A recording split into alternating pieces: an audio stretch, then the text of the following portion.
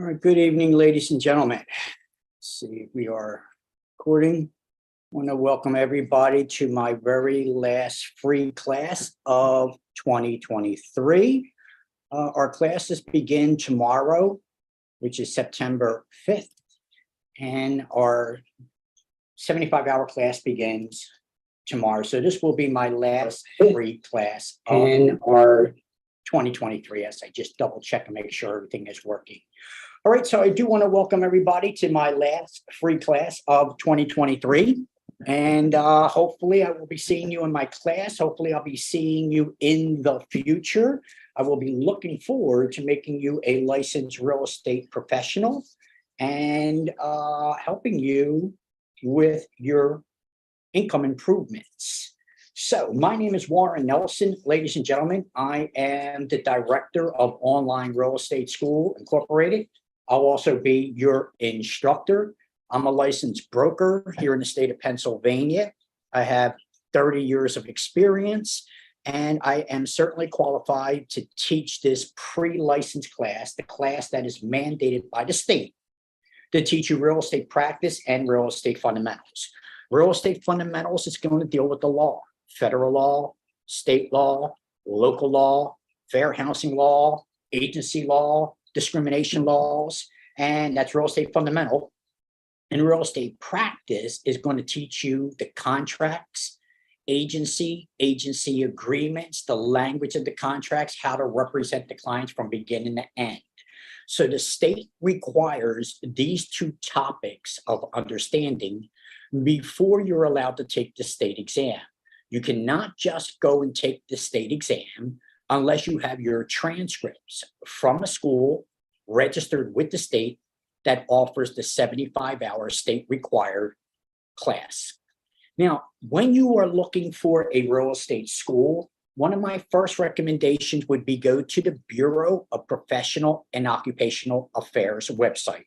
Bureau of Professional and Occupational Affairs. This is the state website, ladies and gentlemen. And check out the school that you are thinking about investing in. Make sure they are licensed, make sure they are active, make sure there are no violations or complaints against that. So do your due diligence, and one of the easiest ways to do that due diligence is by going to the state portal, the state website, Bureau of Professional and Occupational Affairs, and put in the name of the school if you have no other information. With me, if you ever gotten anything from me, you also have my license numbers that I am licensed by the state, and I certainly recommend that you check me out as well, all the schools that you should do. The other thing that I like to do for my students is offer this free class.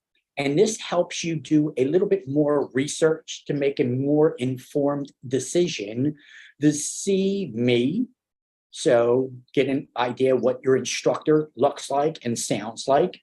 See if my style, my speed matches your ability to learn, and make a better decision by using this free class, this link that I give everybody, to help them understand what they are signing on for. It's very easy for me to sell products. I can sell just about anything to anybody. But what's very hard for me to do is sell education. To sell you on investing in you has been a very difficult task, to my surprise. It's not easy to help other people. It's not easy to get them to invest in themselves. And I guess there's lots of elements, skepticism, doubt, or lots of other excuses that could come into play that would prevent you from investing in yourself and getting the education for your money, where you would rather be happier spending your money on a jacket, a pocketbook, maybe some kind of music instrument vehicle, whatever the case may be. So it's easy to sell products. You can sell products all day long. But to sell somebody on investing in themselves, investing in an education that will give them a better financial opportunity, you'd be surprised how hard it is. I apologize, ladies and gentlemen. I'm going to have to turn the fan on a little bit. I'm not sure if the fan's going to interrupt, but I am just dying here. So I don't want to start perspiring all over the screen here. So give me a little minute to cool down. So in the state of Pennsylvania, ladies and gentlemen, you are required to take this 75-hour state mandated class. And if you're going to learn real estate, if you're going to invest any money in real estate, I would recommend that you don't invest in investment classes, because investment classes are teaching techniques that you can use to try to benefit yourself. So as an investor and looking in investment classes, or you're trying to make money, you're trying to figure out a way to benefit yourself. But when you take this state mandated class, this class teaches you real estate from a different angle. It teaches you real estate from the point of helping others rather than helping yourself. And when you learn this secret in life, ladies and gentlemen, get what you want in life by helping others get what they want. Once you learn how to help others in real estate, most of your dreams and realities will come true, because you are now helping others. And in that process of helping others, so much will be gained.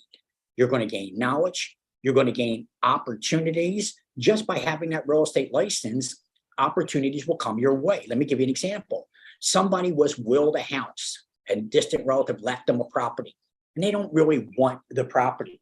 So what do? They make a phone call to a real estate office to see if they can sell the property for them quickly.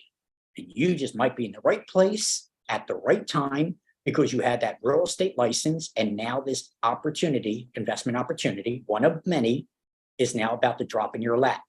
So if you really want to invest in real estate, ladies and gentlemen, one of the first things that you want to do is learn how to buy your first property. All right? Buy your first property, because that's going to be the best real estate investment you're ever going to make. Equity. Equity is the name of the game. So, and you heard the story many times. We bought this property for $100,000 years ago. Our neighbor just sold for $320,000. That means there's $220,000 in equity compared to what they paid for the property and what they could sell the property for today. $220,000 in just that example. Is that a nice real estate investment? So a lot of you might be thinking, I'm going to buy property, renovate it, and flip it. That is the worst investment. And then some of you will even be scammed out of your money with assignments, because you don't quite understand the assignment, or you don't understand the deed. So you're getting a quit claim deed. Now, you ain't getting property under a quit claim deed. And so if somebody will tell you, well, all deeds are the same, that is not correct as well. And again, all you need to do, really, ladies and gentlemen, is go to my YouTube channel and see my previous videos that I've done. I don't want to go over the deed and the title again. We've done that in the last 2 free classes. So, but you can now see that the deed is not a deed.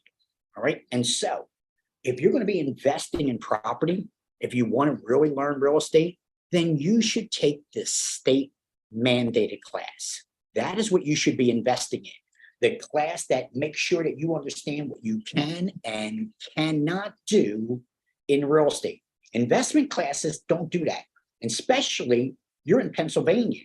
Most of the investment classes are coming from California. They might be coming from Arizona. They might be coming from other states, but they don't understand the requirements in Pennsylvania. So you have to be very, very careful. But the one thing that you can be assured of with an investment class is they are teaching you techniques. Techniques, and they got fancy names for it. We call this the meat and potatoes technique. We call this the hamburger technique. All right, it's ridiculous. But techniques is not knowledge. Techniques is opportunity to take advantage of somebody's disadvantaged situation. Now, it could be others, but technique for the most part in investment, real estate investment, is designed to take advantage of a bad situation. Foreclosure, somebody's about to lose their property in foreclosure, auctions, foreclosure auction, tax auction. So these investments, yes, There's the right way of doing them and the wrong way. Most investment classes will make you think you're going to be very, very rich by buying property at tax sale. Well, you don't buy property at tax sale, but the investment class is not going to let you know that. Buy property at auctions. Well, it depends on what auction and what you're bidding on, what you're getting. What kind of deed do you get at a sheriff's sale, a foreclosure auction? You're not getting a general warranty deed. You're getting a bargain and sale deed. What can you do with that deed that you received from the auction? So you really should learn through this class, through this state mandated class. And as I say, not only will I prep you to pass the real estate exam in my class, I'm also going to teach you how to run a real estate business. And I'm going to teach you how to invest in property legally and ethically. Even if you don't want to be an investor, you need to understand these skills because you might be working with investors once you become a licensed real estate professional. And if you're going to work with investors, then you should have these techniques that I'm going to teach you so that the investor might not be guiding you down the wrong way. Let me give you an example. The investor says, I want you to use my lease. I've been using my lease for years, and I only want to use my lease. Well, you better get a copy of that lease, because if there's a due on sale clause, or if there's anything in that lease that violates state law and deprives the tenant of their rights, then you can't use that lease. And this is real estate practice. Understanding the lease, which is two contracts in one. Understanding what has to be in the lease and what investors like to put in the lease that could violate the tenant's rights. So you need to understand the right way to invest in property through a class that is registered with the state. Even if you don't want to be an investor, you only want to be a real estate agent, you will have investor clients. So you need to make sure that you understand what you can and cannot do. Somebody wants to buy a property. They come to you as a new real estate agent. They said, I want to buy this single family property and I want to convert it into a duplex, unit upstairs and a unit downstairs. Well, can they do that, ladies and gentlemen? The answer is yes, if they get the variance to change the zoning. You cannot let them buy the property and think they can automatically take a property that is zoned residential, single family, and turn it into a multifamily duplex. Can't do that legally unless they get the zoning of that property changed. So this is another reason why you want to take this class to understand what they can and cannot do with the property. You just can't buy a property and turn it into anything you want to turn it into. No, can't do that. All right. You can't take a warehouse and turn it into an apartment complex. You can't take a factory and turn it into a condominium because they're zoned differently. The warehouse and the factory are zoned industrial. Therefore, you cannot make a condominium or an apartment complex out of them because of the zoning. They're zoned industrial. You would need to change the zoning from industrial to multifamily, hotel maybe, if you want to do Airbnb, and get it zoned legally. Otherwise, don't waste any money doing any renovation because the property's not legal and you're never going to be able to sell a single family property as a duplex, not legally. And so this is what you need to understand when you get into real estate. It's not as easy as it looks, ladies and gentlemen. Listen, I love HGTV and I love these real estate shows that you see on television, but understand that they're a half-hour show. Even though it might have taken 9 months from beginning to end to make this half-hour show, you get to see HGTV and all the benefits of it. So it looks like we showed 3 properties and they made a choice on 1 of the 3. It really didn't work out that way behind the scenes, ladies and gentlemen. And so everything looks easy on television, but there's a lot of fundamentals that you need to practice in order to do real estate properly, correctly. All right. You can't practice real estate without a license. You can't practice medical without a license. You can't practice law without a license. And in this state of Pennsylvania, you cannot practice real estate without a license. So let me show you something. tell you something, I should say. Let's say you own your own property, the deed is in your name, and you want to sell that property or you want to rent that property out, you may do so. You do not need a real estate license to sell your own property or to rent out your own property. But if you want to do the same thing for your next door neighbor, now you need a license. Because if the deed's in your name, then yes, you can sell it and you can rent it out without a real estate license. But if the deed of this property is not in your name and you want to sell it or rent it out for someone else, this is called practicing real estate without a license. And it is a criminal offense in the state of Pennsylvania. All right. So you have to understand what you can and cannot do in real estate. And most investment classes do not teach you the legal ramification. Hell, they're not even from the state of Pennsylvania. So they're teaching you techniques that might work in their state, but certainly probably not going to work in the state of Pennsylvania. So now you might be saying, if I get licensed in Pennsylvania, can I sell property in Jersey or in the state of Delaware? The answer is no, not legally. Your license, this 75-hour class that you're going to be taking, is only for the state of Pennsylvania, from Philadelphia to Pittsburgh, from Erie all the way down to Collegeville, from Scranton through to Harrisburg. Understand, ladies and gentlemen, the state of Pennsylvania is a very large state, and your license is not a city license or a local license, it is a state license. So it'll allow you to practice in the state of Pennsylvania. But if you want to practice in Jersey, you want to sell property in Jersey, you want to sell property in Delaware, well, those states are not reciprocal states with the state of Pennsylvania. We'll talk about that.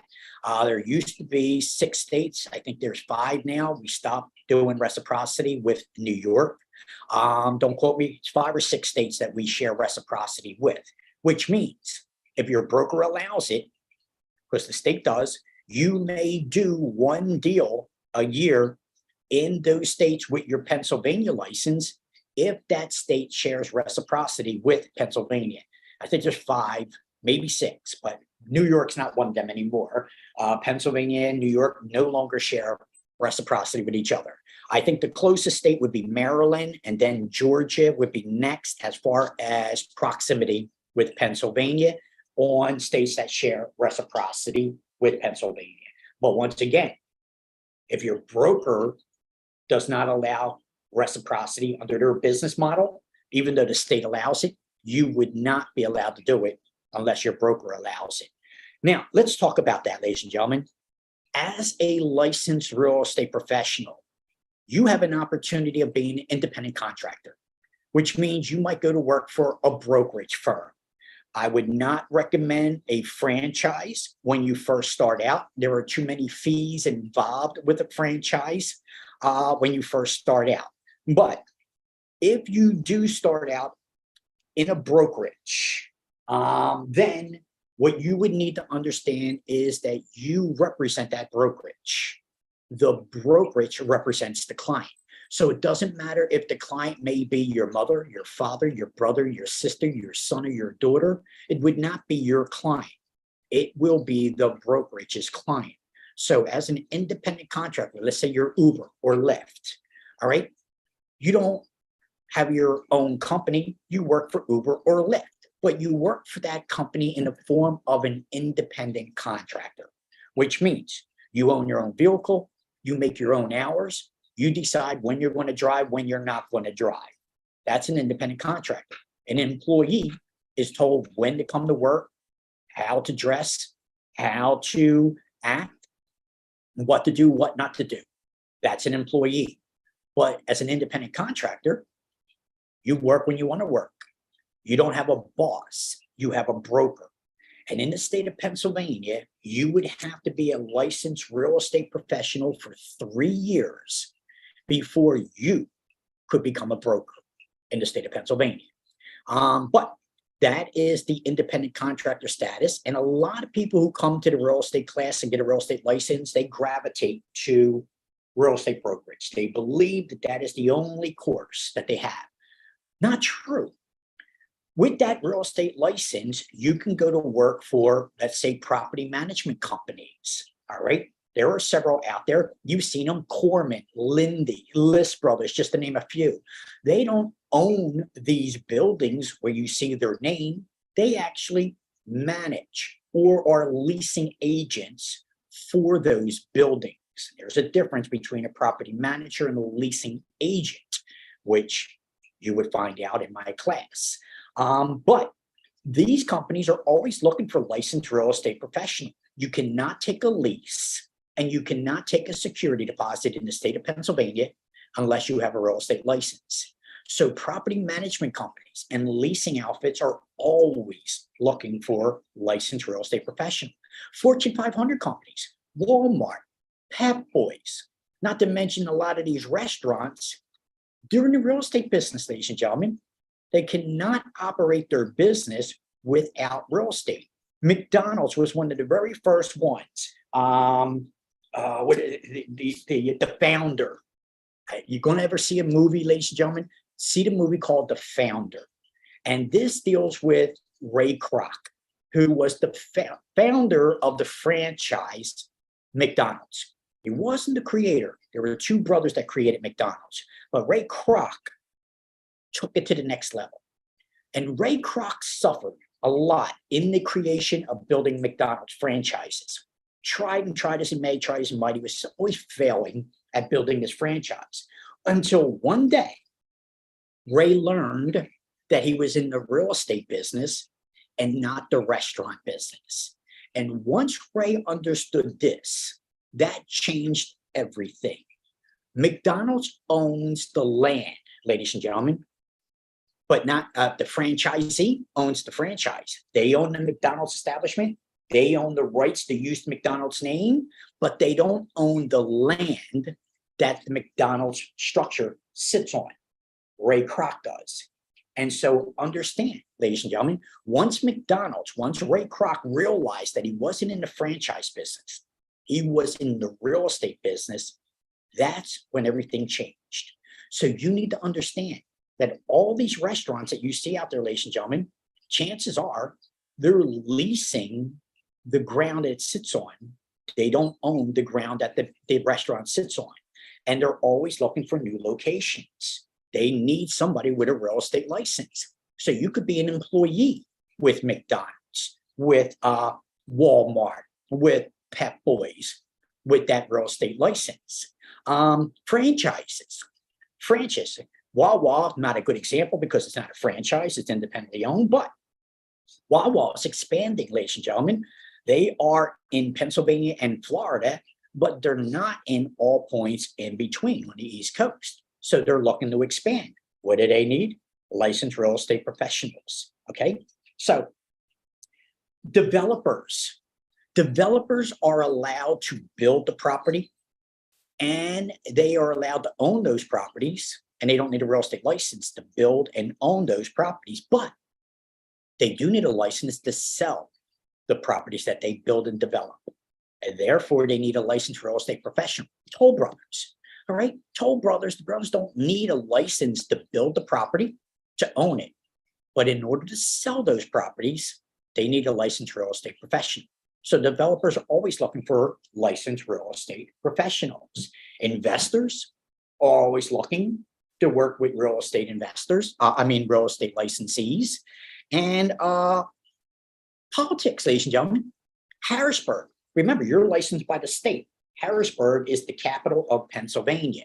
And every now and then, you might sit on a board in Harrisburg. They're always looking for somebody to help with the board. How would you like to sit on this board? Real estate board, foundation board, rules and committee, and so forth. And by sitting on this board, you get to start hobnobbing around with political figures. And they start noticing you there. And they say, how would you like to be a committee person in this area? How would you like to be a council member? So that real estate license literally can put you into a political field. And that's the thing that you need to understand, ladies and gentlemen. This real estate license is going to be your golden ticket. It is going to be your passport to a life that you probably never even envisioned. Doors and opportunities are going to present themselves without you even looking for them. They'll just appear.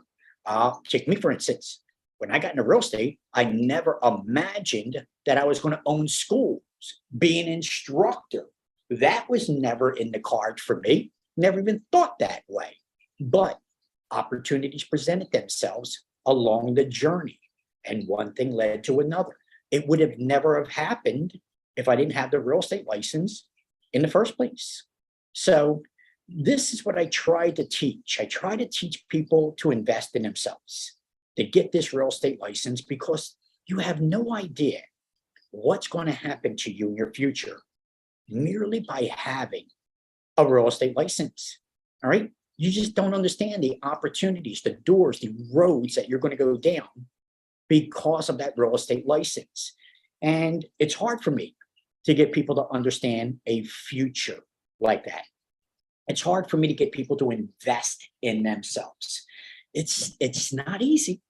And when you become a real estate agent, ladies and gentlemen, you will understand what I mean, because it's hard for me to help buyers and sellers. And it might be just our nature. We're cynical, we're skeptical. Maybe it's just because of that. But I try to help buyers all day long. First time buyers become homeowners, try to get them out of the renter's rut. Stop paying the landlord's rent. Stop making the landlord rich. Stop making the equity for the landlord. Every month you pay rent, you lose, nothing is gained. And I try to explain to them that they could become homeowners with a first-time buyer program, with a $10,000 grant program where they need less money to buy a property. You need first month's rent, last month's rent, and a month's security for an apartment. And that only gives you 12 months. But don't we come up with first month's rent, last month's rent, and a month's security? So if it's $1,000 a month rent, we come up with $3,000. I can get you into a property for that. A 3-bedroom home with maybe a yard, maybe a driveway, depending on the location, a basement, one, maybe 1.5, maybe 2 baths.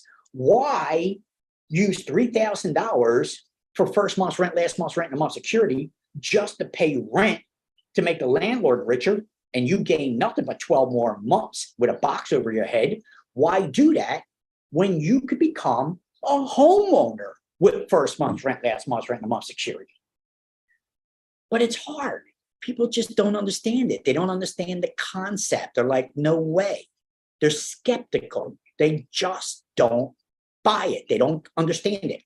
And that prevents them from advancing, from moving forward.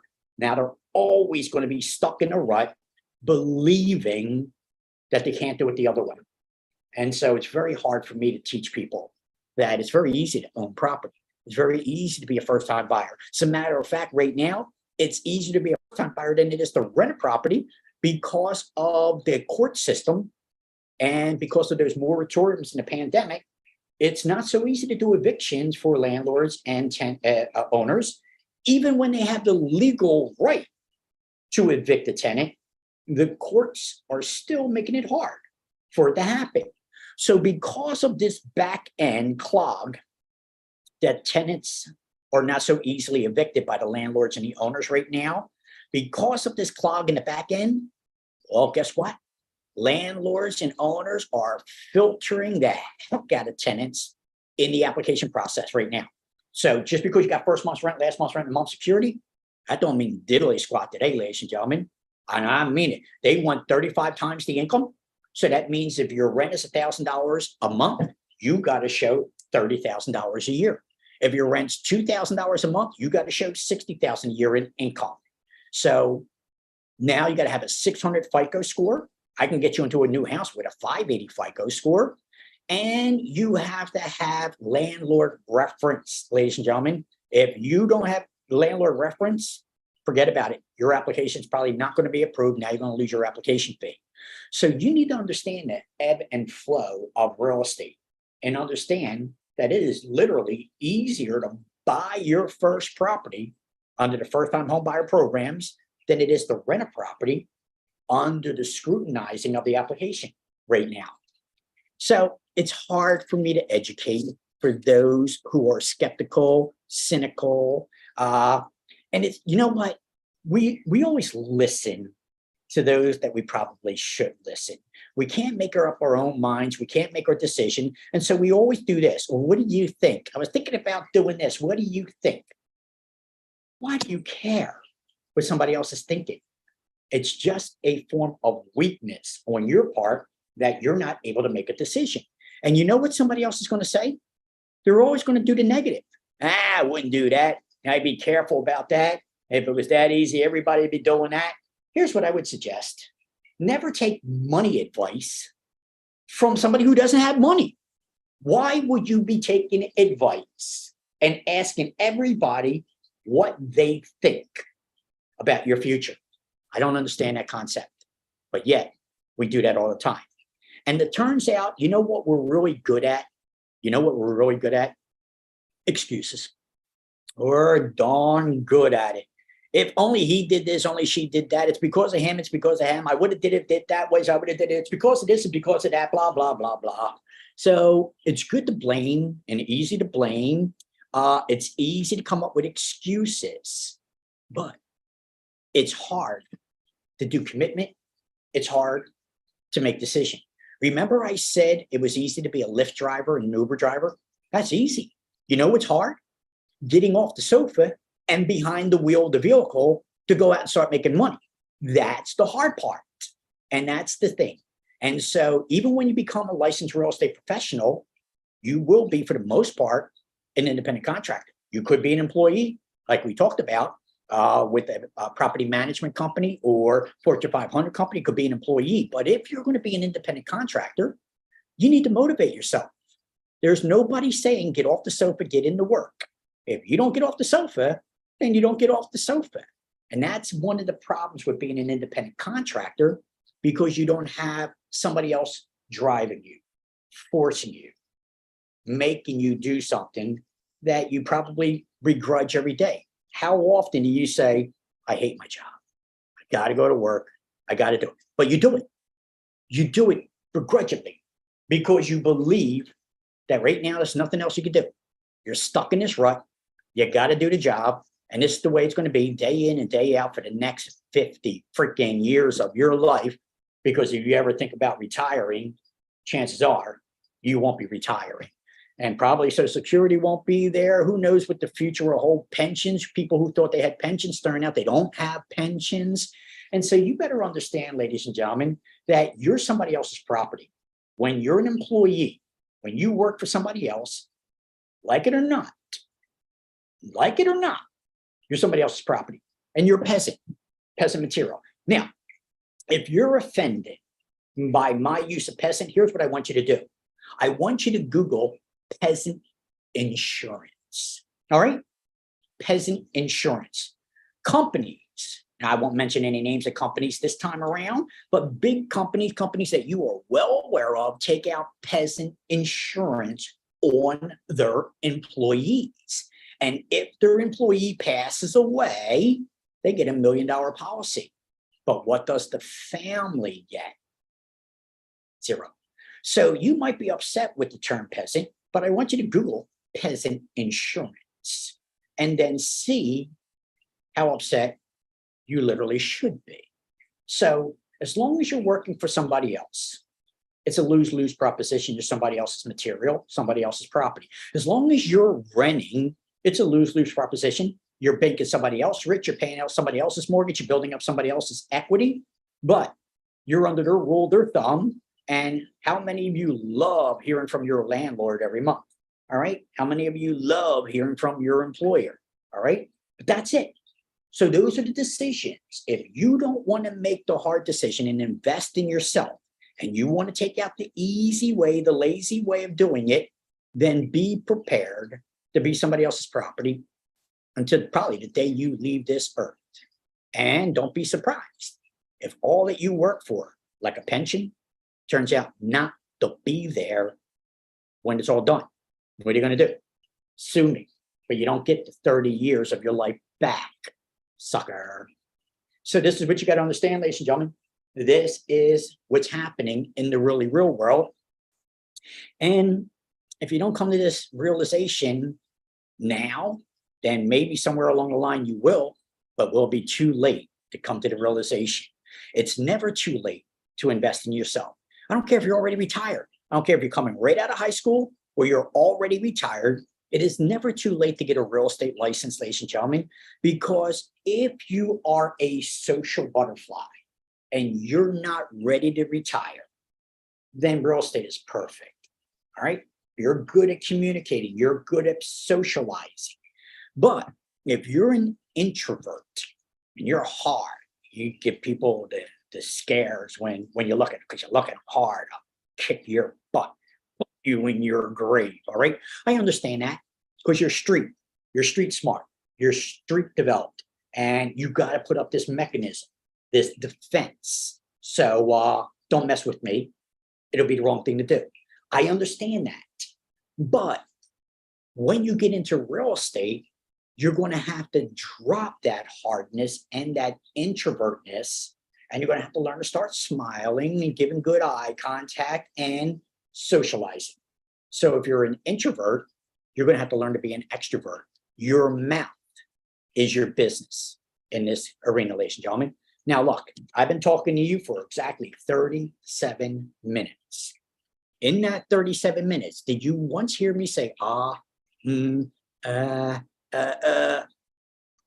right? Your mouth is going to be your business. And if you are not good at articulating, projecting your voice, if you're not good at socializing, then it is a skill that you will need to develop in the real estate arena, ladies and gentlemen. We don't work hard, we work smart. And we make a lot of money in the arena, ladies and gentlemen. A real estate agent who works full-time should make $100,000 a year. It depends on the broker, the brokerage, the training, the individual, the drive, the goals, the discipline. So it has a lot of variables. As I said, just because you got a real estate license, but you never get off the sofa, well, don't expect to make $100,000 a year with that real estate license when you don't want to get off the sofa.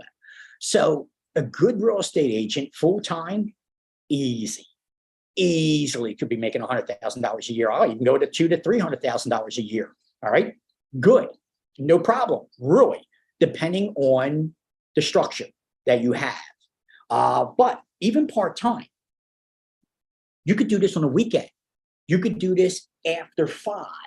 All right, because most people work 9 to 5. So in a good summer day, it doesn't get dark until 7:30, 7:45, around that. So from 5 o'clock to 7 o'clock, you got 2 hours where you can be showing property and making $30,000 a year in real estate part-time to supplement your full-time income. But here's the one thing that I would recommend that you don't do. I just talked about having a job being somebody else's property. I just talked about that. But here's what you do need to understand. If you do have the full-time job right now, then chances are you're not working for the money, you're working for the benefits, which is probably the reason that you're there. And I would not leave your full-time job to start real estate. I would slowly develop your real estate career, your real estate business, and supplement your income because of the benefits. There are no benefits as an independent contractor. Well, you could buy them, but if you're looking for health insurance, retirement, pension, dental, no. The thing that we have in real estate is money, lots of money as an independent contractor. As an employee, you might be able to do that. So if you want to work for a property management company, you want to work for a Fortune 500 company with your real estate license, then you might be able to earn salary, benefits, and maybe even commissions.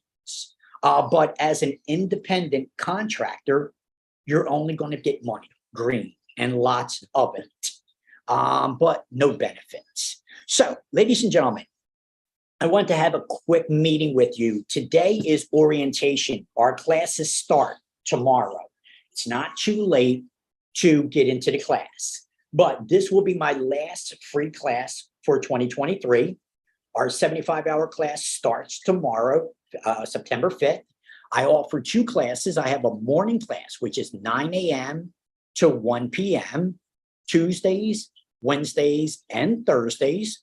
for 8 weeks. So the class starts September 5th, ends October 26th. It's a 75-hour class. So I offer a morning class, 9 a.m. to 1 p.m., Tuesday, Wednesdays, and Thursdays for 8 weeks. I also offer an evening class, 6 p.m. to 10 p.m., Tuesday, Wednesday, and Thursday for 8 weeks. In my class, as I said, not only will I prep you to pass the exam, and that's what most real estate schools do. That is the whole function, the whole fundamental of the school. They prep you to pass an exam. That's it. Pass, you don't, blah, blah, it doesn't matter. You can pay for our classes again. All right? So understand the structure. My school will not only prep you to pass the exam, but we're going to teach you how to run a real estate business. We're going to teach you how to invest in property legally and ethically. We're going to teach you an easy way of doing the real estate math through the 3 variables. And we're also going to teach long-term memory techniques in the class as well. There's no sense of learning if you can't remember the things that you're learning.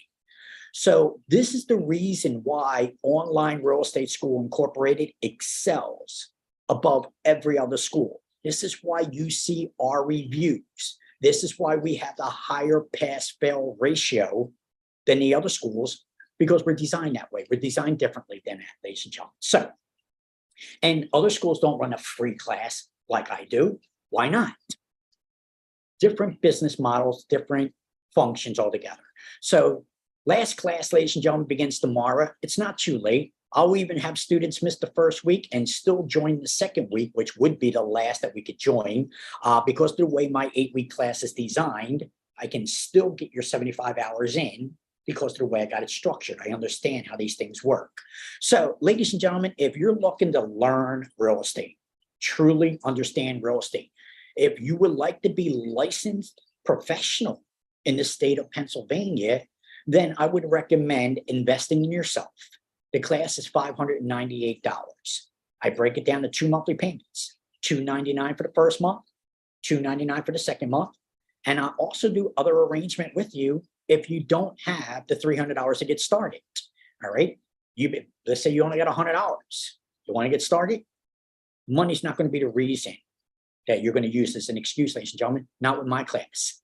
I'll get you into my class. We'll do some kind of payment arrangement. All right. So I'm there to help you out, help get what you want in life by helping others get what they want in life. That is the motto. Pay it forward. And so understand, if you want to get into my class, you can. All right. $598 is the class. It is the total. I don't let anybody in my class free of charge. All right. Learn my lesson on that one. But it's not too late to invest in yourself, ladies and gentlemen. Now, one more thing before I end this. Once you take my class, you never have to pay for it again.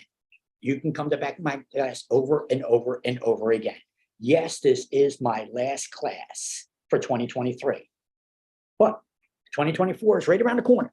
I have not put my calendar together yet for my 2024 classes, so I don't have the classes lined up. But once I do put my calendar together, all my students, as you'll see tomorrow, students who have been in my class before, are welcome back into my class anytime they want, free of charge. So that is it, ladies and gentlemen. This is my last class for 2023. My last free class, or 75-hour class, begins tomorrow. It has been a pleasure, an honor to conduct this free class, to teach what I can for those who are wise enough to take this free class. Be safe, be healthy, be happy. God willing, I hope to see you in my class. I'd be looking forward to making you a licensed real estate professional. Whatever decision you make, may life treat you good. Good luck on your journey. Ciao.